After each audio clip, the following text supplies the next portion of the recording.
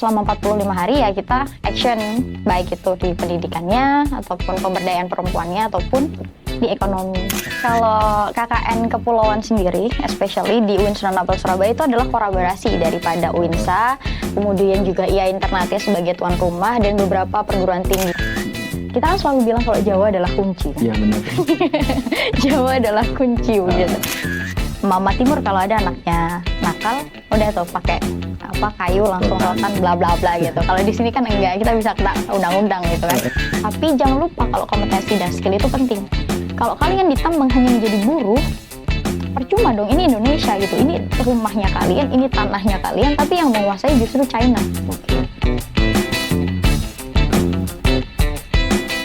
Halo Visitarian, kali ini kita bakal ngobrol tentang gimana sih KKN Kepulauan. Tentunya bareng narasumber yang keren banget, dimana dia juga udah beberapa kali berkelana. Terus kali ini dia KKN Kepulauan di luar Pulau Jawa. Jadi gimana ceritanya dan di mana tempatnya dia melakukan KKN Kepulauan, kita bisa langsung ngobrol bareng dengan Kak Fatih nih. Ya, jadi gimana nih Kak Fatih, apa kabar?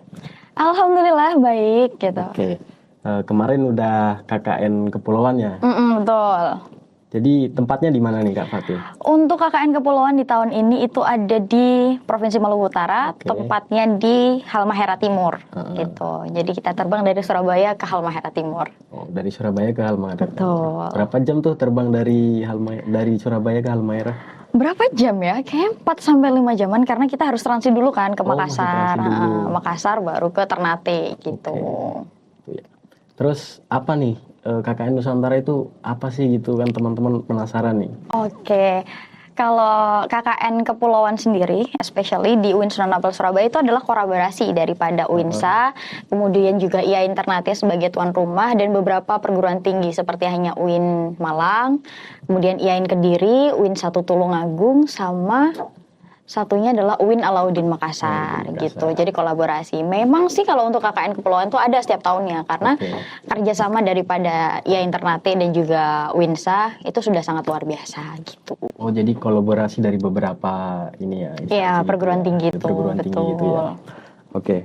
Terus kan udah di Halmahera nih. Jadi Kak Fatih ngapain aja nih di sana nih kalau udah KKN? Wow, kalau bicaranya terkait ngapain aja sebenarnya banyak ya. Karena kan memang first time untuk ke Halmahera Timur gitu. Jadi memang dari awal kita itu dikasih bekal di IA Internate. Jadi sebelum kita ke Halmahera, itu kita ke Ternate dulu di IA Internate, di mana nanti di sana kita diberikan pembahasan ataupun pembekalan terkait teori-teori yang nanti kita gunakan. Jadi kita pakai metode PAR atau Participation Action Research, di mana di situ kita diminta untuk bersosialisasi dan juga ke masyarakat dengan sangat luar biasa. Kita bahas apa yang memang dibutuhkan di masyarakat. Karena kan kalau KKN biasanya itu kita udah bawa program kan di kampus, dari kampus. Tapi kalau untuk KKN ini, especially KKN yang KMB Kepulauan, itu lebih ke apa yang memang dibutuhkan masyarakat. Nah, kalau untuk saya sendiri begitu, kan ada dibagi 4 tempat. Jadi ada 10 delegasi UINSA dibagi di 4 tempat di namanya Subaim, Wasile gitu. Di 4 desa ini, Batu Raja, Waisuba, kemudian Mekarsari sama Bumi Restu, itu kita beda-beda konsepnya. Karena memang ya beda kan masyarakatnya. Nah, untuk di Batu Raja sendiri, kita itu fokusnya kepada inisiatif pendidikan, pemberdayaan perempuan, dan juga ekonomi berkelanjutan. Jadi 3 hal ini kita bedah dan juga kita realisasikan programnya. Banyak sih kalau masalah ngapain-ngapain aja itu. Banyak kalau ngapain aja. Terus berapa hari sih kalau di Halmahera waktu itu Kak Fatih? Sekitar 45 hari 45 gitu. hariannya. Selama 45 hari ya kita action, baik itu di pendidikannya ataupun pemberdayaan perempuannya ataupun di ekonomi. Di sana tuh luar biasa loh, Pak. Ada kamu tahu, kita selama ini mungkin taunya kalau gula merah itu dari tebu ya. Dari tebu. Kan dari sugarnya dari tebu. Tapi kalau di sana itu kita pakai air nira kelapa. Oh, kalau di sana pakai air nira kelapa. Jadi kalau di Pulau Halmahera Timur itu banyak sekali kelapa-kelapa. Ya seperti biasalah kepulauan seperti apa. Nah, di sana dimanfaatkan pada masyarakat untuk membuat gula merah. Itu juga yang jadi fokusnya kita di Batu Raja. Kita bikin bersama BU apa sih kalau di BUMD Bundes nah, Bundes kita buat itu untuk branding daripada gula merah itu sendiri gitu. Kalau gula merah di Jawa itu ngomongnya gula Jawa nggak sih? Iya betul Bener kan ya? gula Jawa Kalau di sana nyebutnya apa tuh? gula merah Gula sama merah gula aja ya, merah. sama ya? Oke. Terus antara 45 hari itu apa yang kira-kira bedain dari KKN biasa dengan KKN kepulauan itu? Mungkin gini ya, kalau kita di KKN biasa, especially di Jawa Timur KKN reguler begitu, ya kita akan memahami bagaimana sosial masyarakat kita yang ada di Jawa Timur.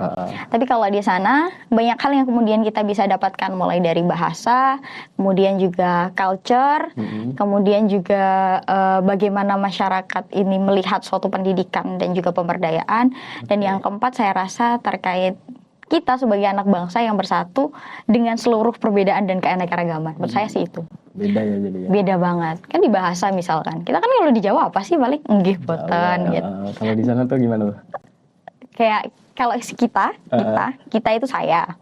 Terus torang itu kayak ya kita semua gitu. Dorang itu mereka. Jadi belajar kayak gitu.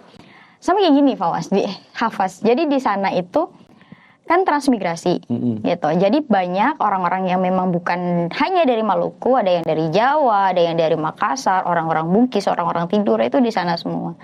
Jadi bahasa yang kita gunakan setiap hari itu ada 3 kalau aku sendiri ya. 1 bahasa Indonesia, 2 bahasa Maluku, 3 adalah bahasa Jawa.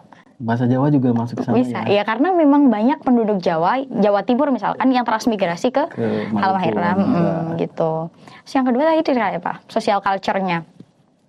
Kita di sini orang-orang kalau joget gitu kan, orang-orang kalau joget itu kan dianggap kayak orang gila ya. Apalagi kalau di jalan-jalan joget atau apa. Kalau di sana itu kita punya tradisi namanya baronggeng. Baronggeng itu kita bisa apa ya, joget-joget bareng. Pokoknya kalau ada lagu-lagu timur itu, makanya teman-teman kalau misalkan lihat lagu-lagu kayak Nyong Timur gitu-gitu kan langsung energik banget ya, kakak main salah. Nah itu dipakai mereka. Jadi joget itu adalah sebuah tradisi yang mengakrabkan dan juga membahagiakan. Karena memang Provinsi Maluku Utara, kalau teman-teman lihat, itu adalah provinsi yang bahagia di Indonesia. Jadi bukan hal yang aneh kalau joget. Iya betul. Justru kalau kita baronggeng itu, keakrabannya makin terjalin. Gitu. Yang ketiga, jelas ya masalah ketimpangan pendidikan. Karena kan aksesnya kita daripada di sini dan di sana tuh beda. Sangat berbeda jauh. Sangat berbeda jauh begitu. Kita nggak bilang bahwasanya di sana ada terpencil dan lain-lainnya, bukan. Karena memang kalau kita kemudian membandingkan daripada sumber daya manusianya, mereka juga luar biasa gitu. Bahkan teman-teman kita juga dia baca buku lebih banyak daripada kita. Tapi ketika kita berbicara tentang kesetaraan akses untuk mengakses pendidikan ataupun akses untuk digital, itu sangat berbeda. Kita di sini mungkin kalau listrik mati, kamu listrik mati 3 jam, bingung nggak? Bingung banget. Bingung kan? Apalagi kalau sinyalnya nggak ada kan? Kalau di sana enggak. Kita mungkin bisa sampai dari pagi sampai sore gitu. Susah sinyal, listrik juga susah banget.